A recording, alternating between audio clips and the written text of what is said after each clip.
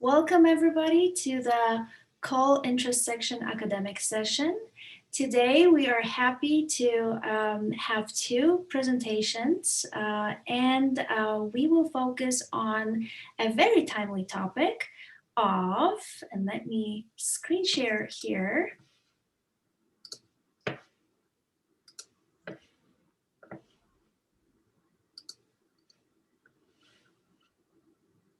Mixed reality, augmented reality, virtual reality for English language teaching and learning.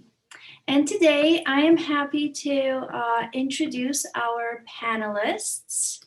For the first presentation, Andy Curtis and Dave Dolan will be our panelists. Andy Curtis received his MA in Applied Linguistics and Language Education and his PhD in International Education, both from the University of York, England. In 2015, he was elected to serve as the 50th president of TESOL International Association. He has published more than 150 articles, book chapters, and books, and presented to more than 50,000 language educators in nearly 100 countries. He is currently an online professor in the Graduate School of Education at the University of Anaheim. He is based in Ontario, Canada, from where he works with language education organizations around the world. The second panelist of this presentation is Dave Dolan. He has been teaching for 30 years and holds a master's in TESOL. After establishing an English school in Japan in 1993, his interests grew towards using technology to best serve the needs of students. He has worked in the development of digital books, LMSs, and VR.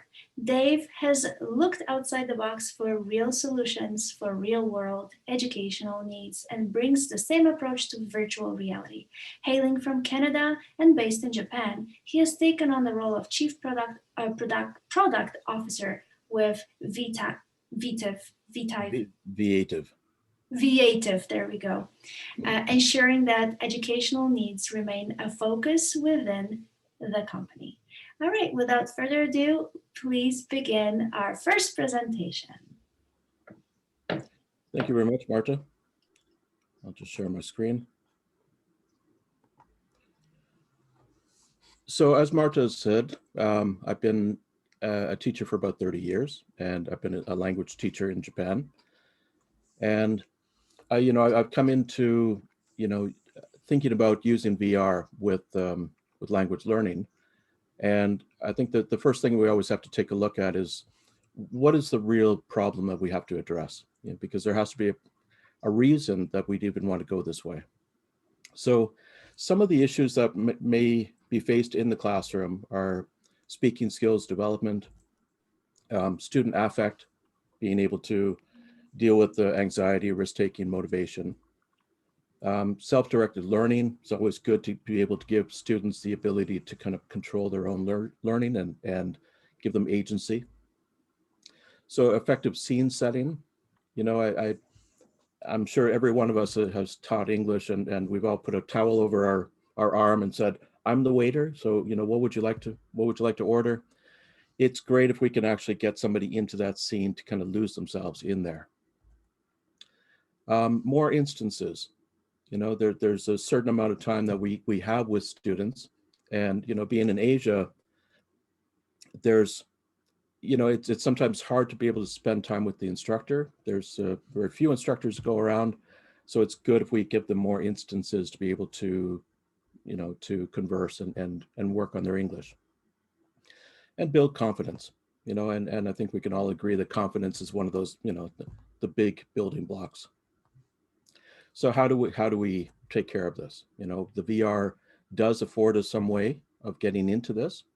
One is that it is a distraction-free environment, which really allows for that kind of focused concentration and a deeper level of thinking. It does give you agency. It allows you to work at your own pace, and it allows you to go where you want to go.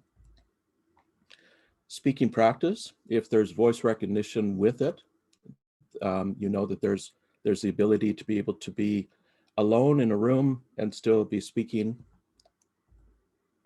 It is judgment free, which really allows a student to get out of themselves, because they're not concerned about their peers. They're not concerned about anything else. They really do get lost in this world. And again, that allows, the removal of that affect. Right? Enjoyment, I don't think that can be discounted. When you create an open and engaged learner, that means an open and engaged mind, and that just means that that's where the learning really happens.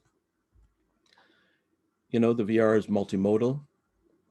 There's, as long as you're using it with interactivity, and there's things for you to do, there's a wide range of ways that you're kind of attaching with that student. It does give you this sense of time and place, that you actually do feel that you are in that restaurant, at the hotel, in the airport, right? And that's important. And then, it's about also connecting instructors, and that can be done through data and analytics. Right? And I'll explain that a bit more. So when we get into this, because it's a relatively new area, the research is very important. And what's nice now, when we first started talking about VR, was probably 4 or 5 years ago. VR has been around for 20 years or so, but more specifically in the last few years. But people were still skeptical, and it was because that there wasn't the research behind it. But we do know from research that's happened more recently at Stanford University that being indistractable is the single most important skill, is what they think. And we know that students are being pulled all over the place, and they've got their phones, and they've got a lot of things going on. It's great if we can focus that concentration. Excuse me. There's interesting research out of Beijing that there was a 2.5 times improvement in the gain when learning English in the VR. And they showed a 10x improvement in confidence in their students.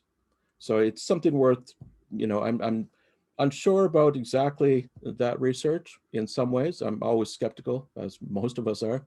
But, even if it's half of that, we know that there is something behind this. The VR can improve oral performance. This was a different university, also in Beijing, where they have kind of led this research. And the deck and this video is there for everybody to see. So I won't go into each one. You'll be able to retrace your steps a bit.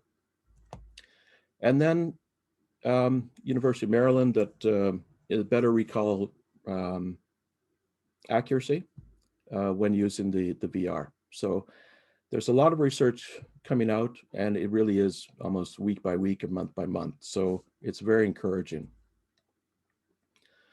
So I did talk a little bit about data and analytics, and this is where, if you have a student in a headset, you're either going to have a teacher trying to see what's inside and trying to chase them around, and teacher as technician.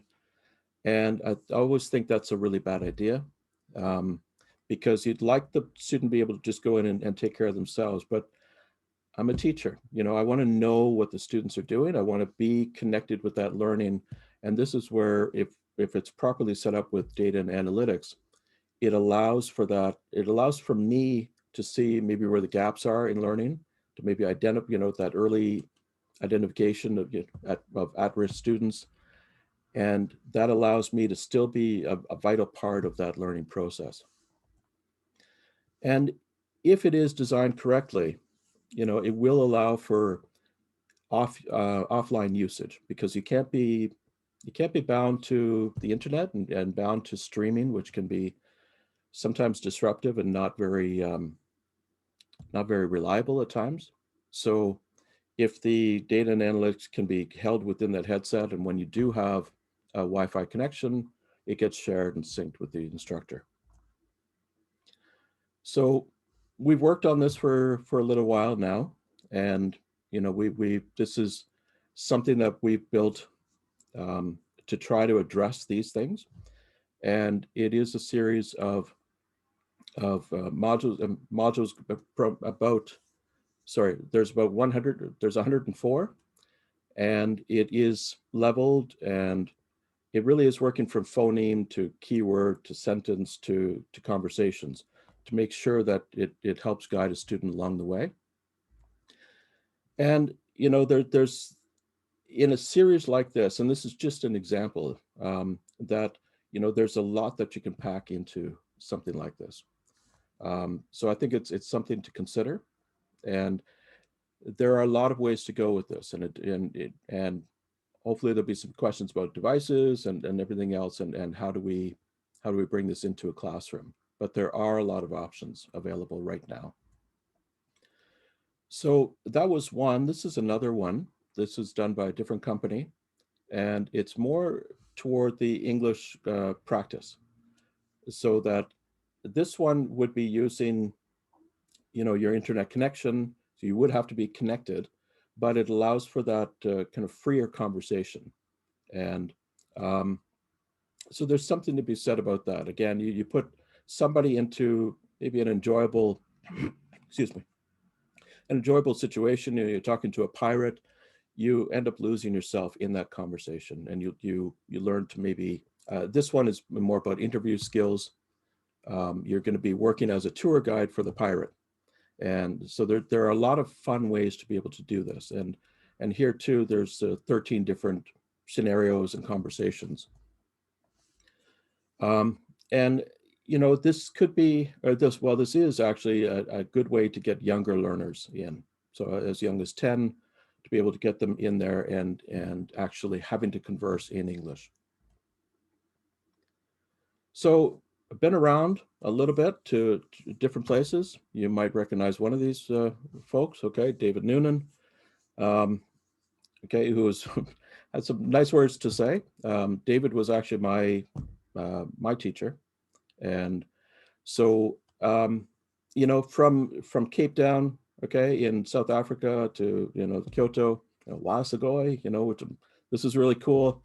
You know, the reactions are really, really good and really positive. So it's something that people will or do want to connect with. And we just got to make sure that we have a good, maybe pedagogical approach to it and make sure we get the best out of a technology like this.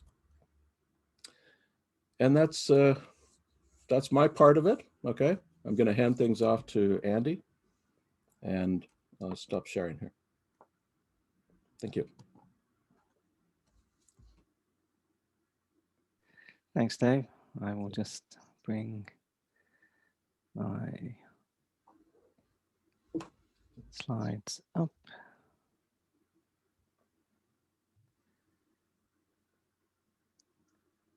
So Andy will talk more about that connection, you know, with learners and the, you know, the pedagogical sense of this.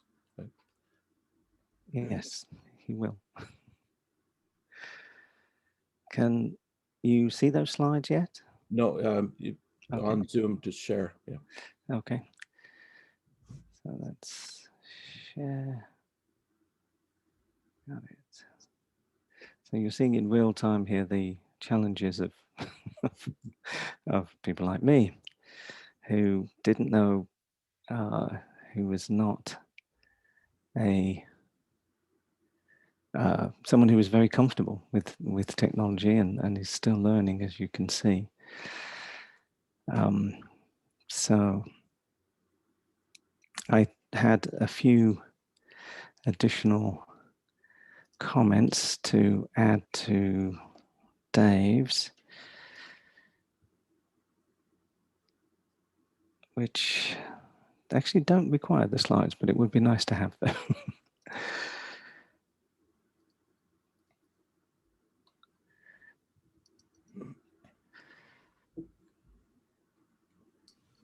So perhaps I could ask a question to Dave while Andy, you're sharing your slides.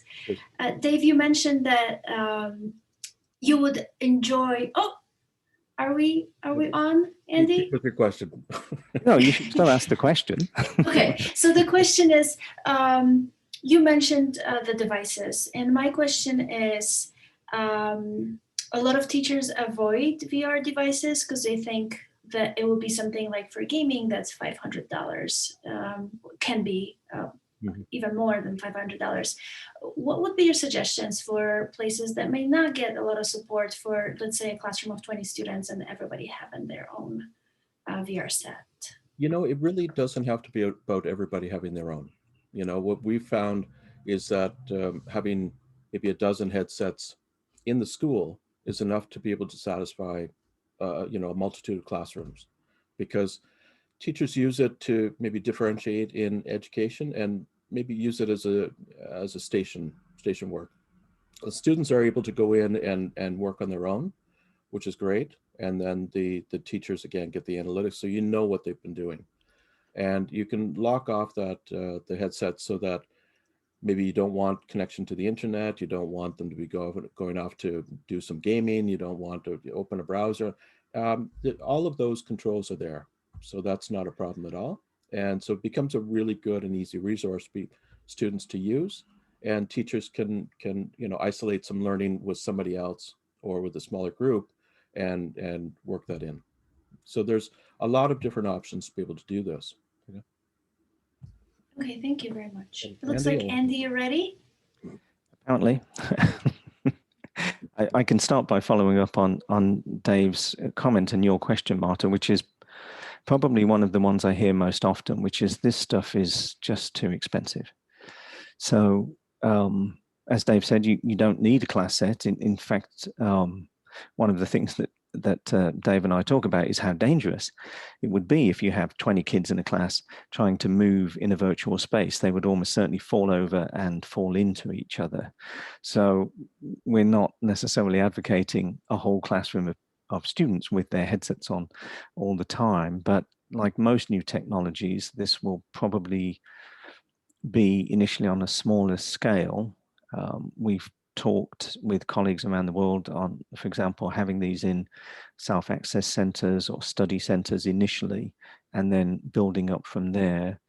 As for the cost, TESOL International Association has actually published several blogs on how the cost is coming down quite dramatically.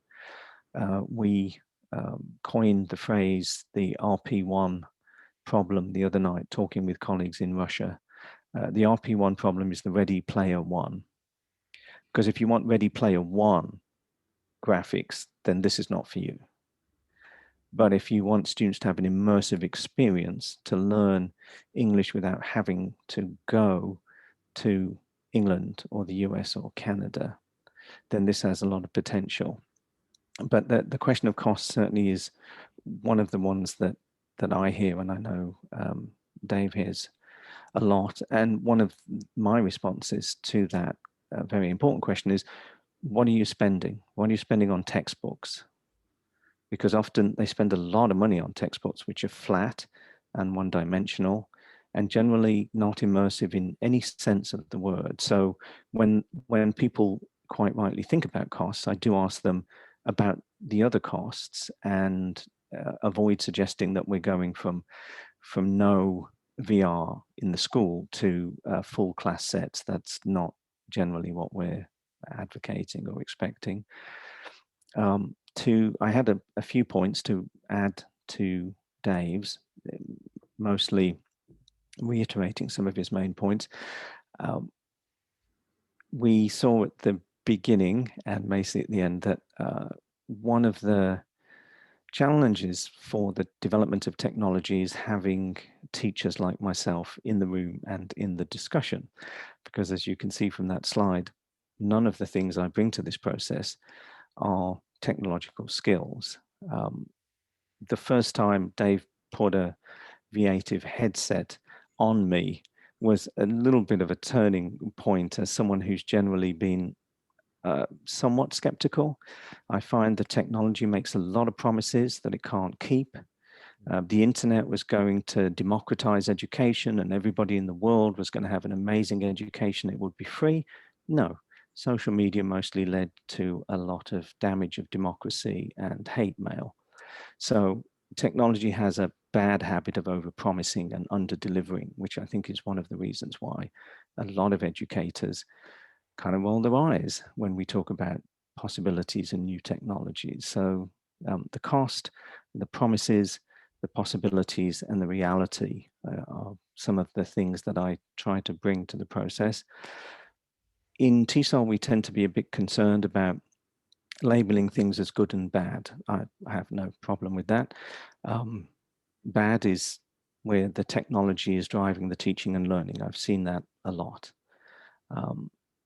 Good is where the pedagogy is driving the educational technology. I don't see that so much, but I'm seeing more of it.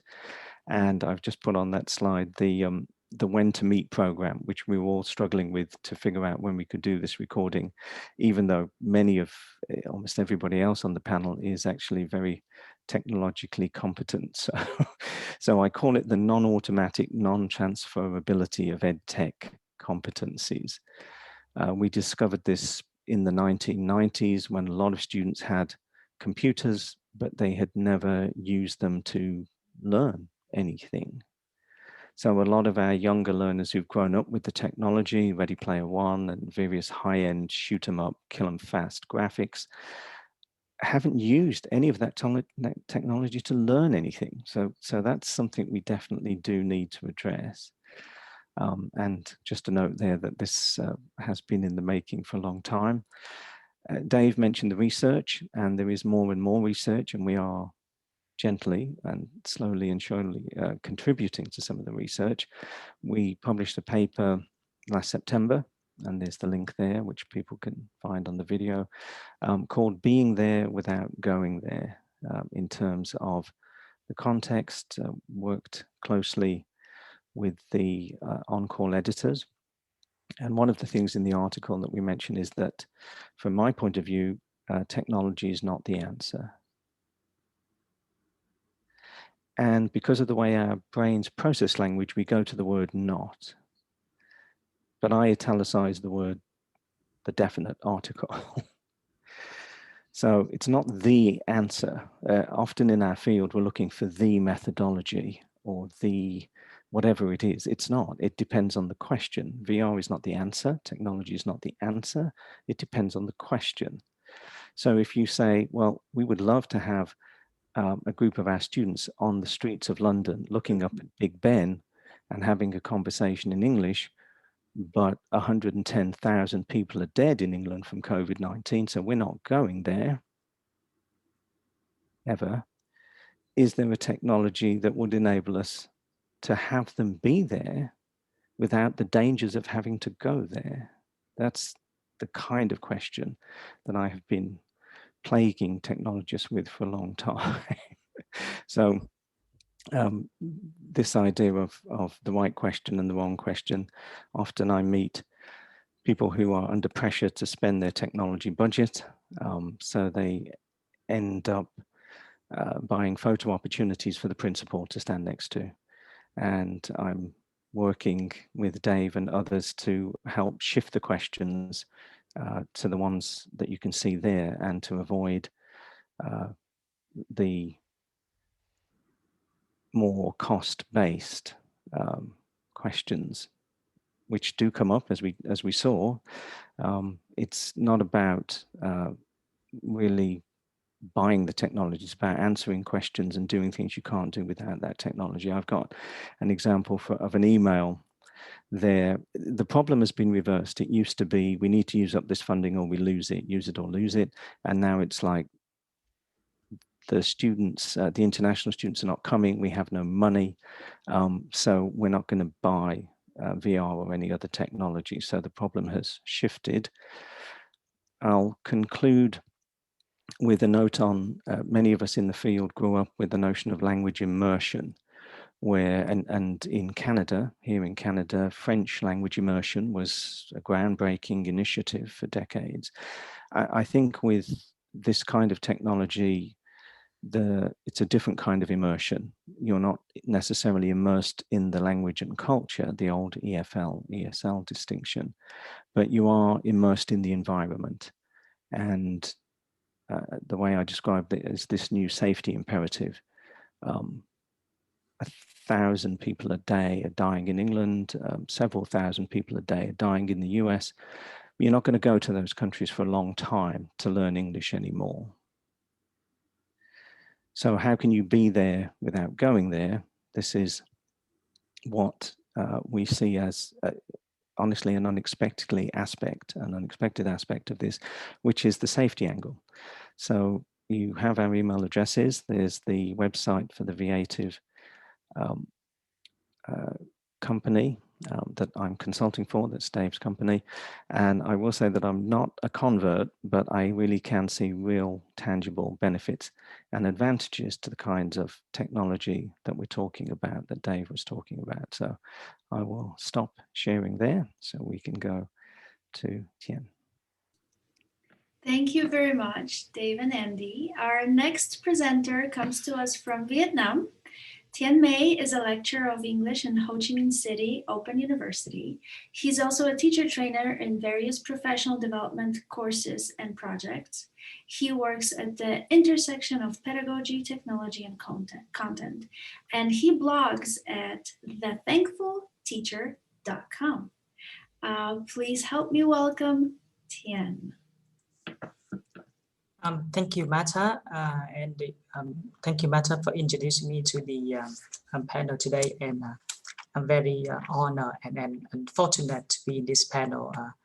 So previously, Andy mentioned about the COVID situation and the death toll, and I think I'm not sure, but because TESOL is going virtual, and this is my opportunity to make a humble contribution, and I think. Many Vietnamese lecturers and teachers are receiving funding from RELO, from the US Embassy in Vietnam, to attend the virtual TESOL conference this year. So my session could be on, so I will show it full screen. My session will be on image-based augmented reality, tapping on student mindfulness, artwork, stress management, and everyday exploration. Okay, coming next, I will briefly define and decode augmented reality, and then I will share with you my practical application, my practical perspectives, the 4 ideas presented here. Cultivating mindfulness without technology, working through art with QR codes, managing stress with Clever Vision, and then identifying everything with Google Lens.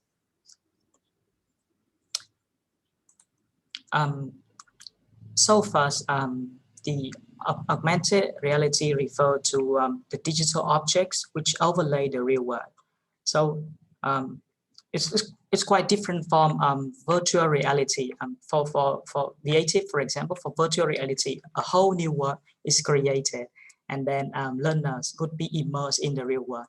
But here, for augmented reality, the real world is enhanced with digital objects. And according to Chung and Sai in 2012, there are 2 main kinds of augmented or AR. The first one is location-based, and one example that you can see here is the popular success or the huge success of Pokemon Go a few years back. It got millions of downloads and then millions of players and also learners around the world. The second type of AR is image-based, which is also the focus of my session today.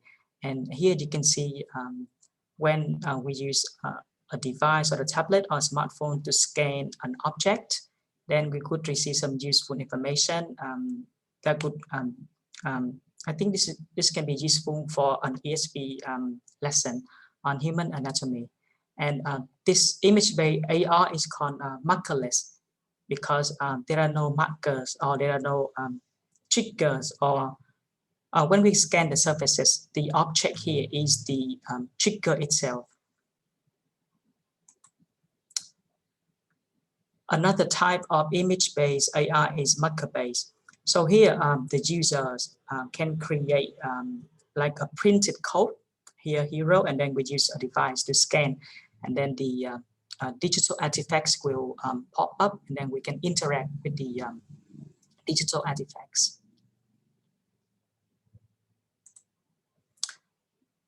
Now, because I'm teaching at Ho Chi Minh City Open University, and in this lesson, I will talk about, I think we all do augmented reality in our classroom, and this is a lesson that reflect on the spirit. And it's called Tangerine Meditation. I remember when we were learning a lesson about food using the Q-Skill textbook for English major. So I found a very useful material from the Zen master, Thích Nhất Hạnh. Now he's based in Vietnam. And the book is called Pieces Every Step, mentioning the use of tangerines as a tool for meditation. So I did bring some tangerine to the classroom, and I asked the student to hold the tangerine and then to have some moments, have some silent moments to reflect. And then silently we read the text.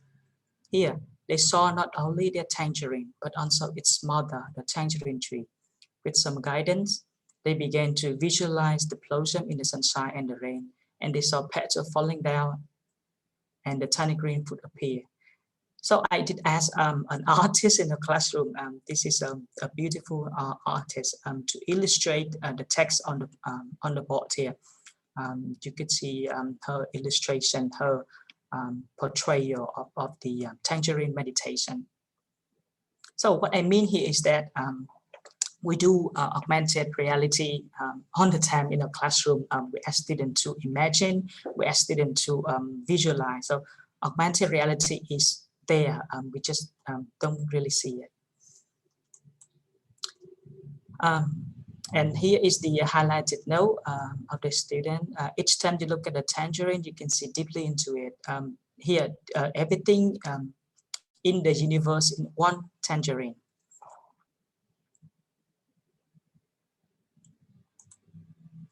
Okay, the second idea I brought to our panel today would be the use of QR codes. So QR codes are not really augmented reality, but this is the simple technology that we really love because it's can be easily created and generated. And the activity I call is the open museum. And so I will show you the video, and I will walk you through the video for you to have a glimpse of the activity. And I will turn off the sound.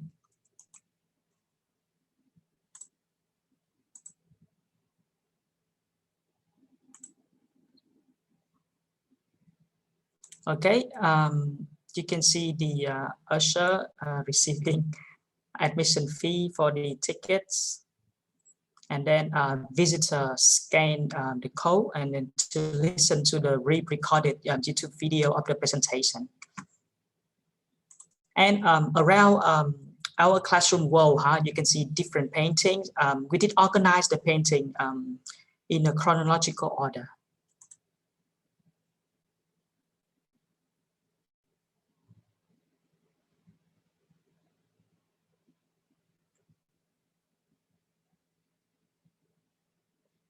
Yes, here is the information of the audio guides, the presenter, the editor, creator, and the name of the painting.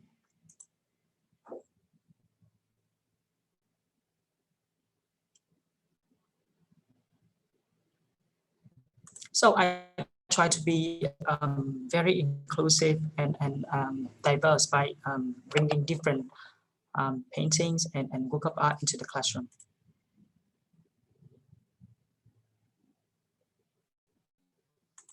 Okay, so after the student scan the QR code, they could listen to the YouTube presentation created by the students. And then you could see the sticky notes.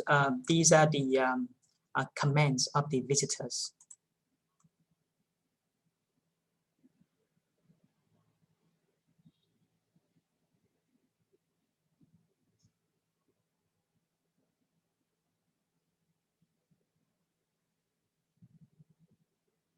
And at the end, we did interview the visitor so that they can reflect on the experience and give some compliments on the excellent museum guides.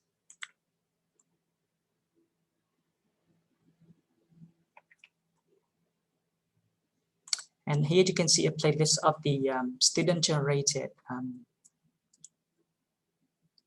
videos.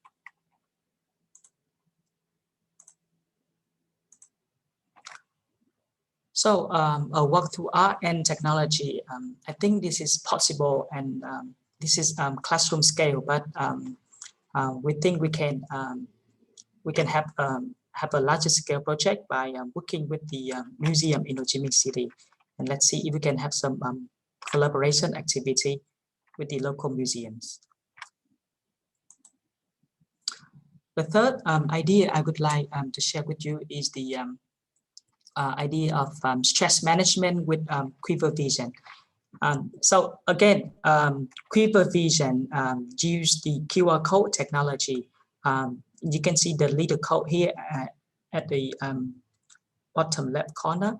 And then when we scan the code, then some interaction, some animation could pop up that user and teacher and student can interact with their smartphone. And I learned about the idea of stress management from Cleveland and Shah. So very often, this is something fun, something motivating in the classroom. But the teachers here suggested that we can use it for stress management, especially for those who misbehave in the classroom, while we send them to the principal office, while we're waiting for some conversation. We could give them some coloring paper, and then they can interact, and then they can have some calm moments before the conversation. Again, from 3D coloring to stress management, I think this is feasible, and it changed my thinking about the cool stuff in the classroom. And the latest tool I've been experiencing is Google Lens, and this is markerless AR. So from the slogan of Google Lens, you can see that search what you see and explore what's around you in an entirely new way. Because many students are learning from home, we can make use of this Google Lens tool. And this is my experiment. So I brought this bell from Chiang Mai, Thailand, but I got limited information about this attention grab that I use in the classroom, and then I could tap the shutter button to shut and then explore and then respond to the search results. And then I've learned that this is the bell is used for a Tibetan meditation. So there is a question here. Did you find this result useful? Then I could yes. The second object that I tested is this hair accessory that I borrowed from my wife. So it's difficult for me as an instructor working in an EFL context. So there are many vocabulary items and lexical items that we have no clues of. And so I did try many times to search for the correct word for this. And you can see here, hair clutch, Ray-Ban size, so eyeglasses, signal lamp fit. So not very useful, not very useful. Maybe it's called the hair claw clip. I'm not sure about this. So the idea here is to use Google Lens to explore everyday things, to explore plants, to explore buildings around us, and then to respond to the results here.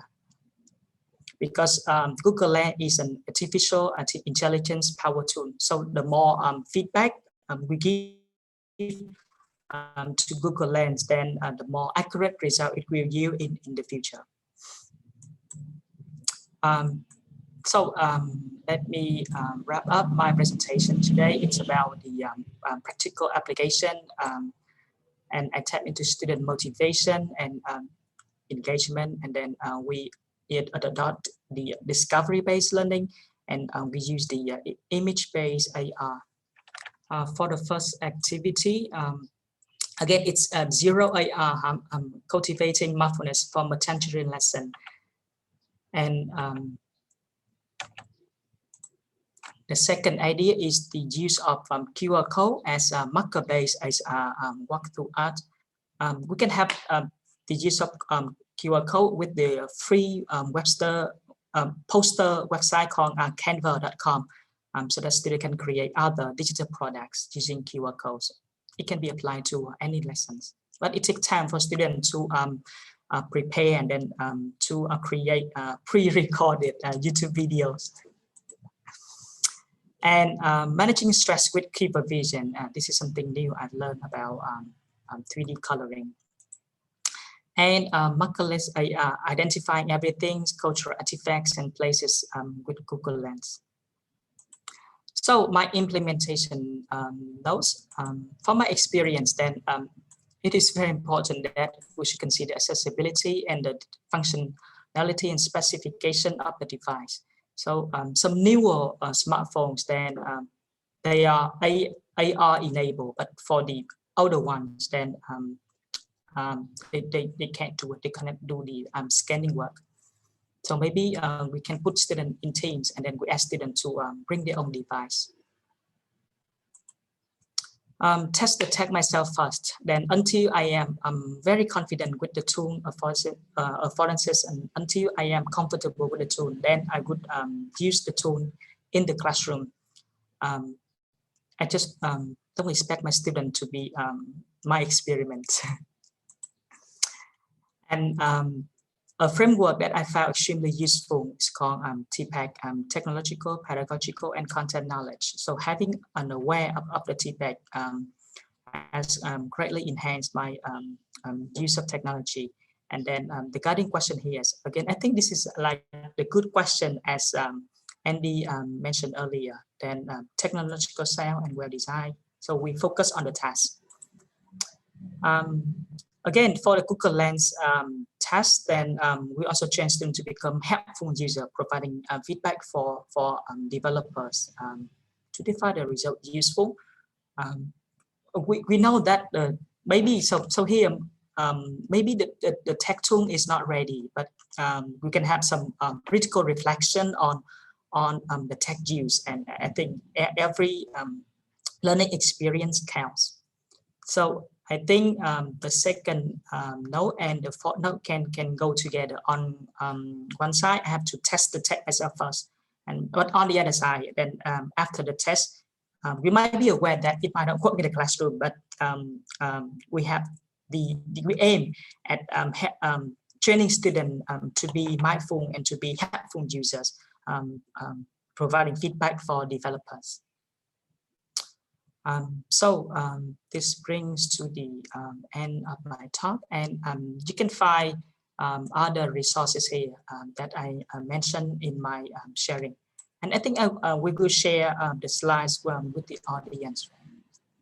So thank you, Dave, Andy, and Marta for listening to my session on image-based AR. Thank you so much, Tien. I'm sure developers like Dave and Andy appreciate the feedback for sure. If I may ask one question, you mentioned a source for creating QR codes, yes. which could be the technological hurdle for a lot of our audience.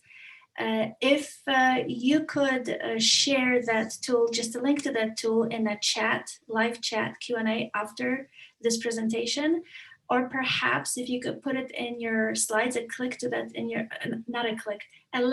in your slides. That way the audience members will be able to access that once they download the slides. thank you very much to all of our panelists. I wonder if any of you have questions to any of the other panelists.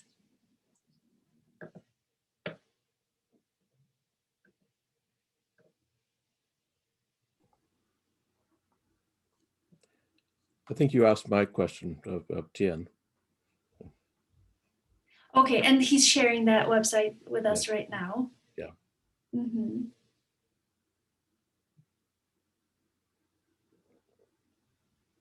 That's very helpful. Good. All right, well, thank you again for all of you to share your expertise and knowledge and experience with us. It has been an illuminating experience for me, who is a VR convert, by the way, Andy, and you will get there too. Thank you to everybody who joined us for this live session. We will be available to answer your questions after this panel, after the recording is over. I will also be sharing email addresses of our panelists should you have any questions if you're watching us after the live airtime. I hope that this panel was as interesting to you as it was to me, and I hope you enjoy the rest of your conference. Thank you very much for watching. Very much. Yeah. Thank you very much, Marta. Thank you, Dave. Thank you, Andy. Goodbye. See you. Yeah. Cheers.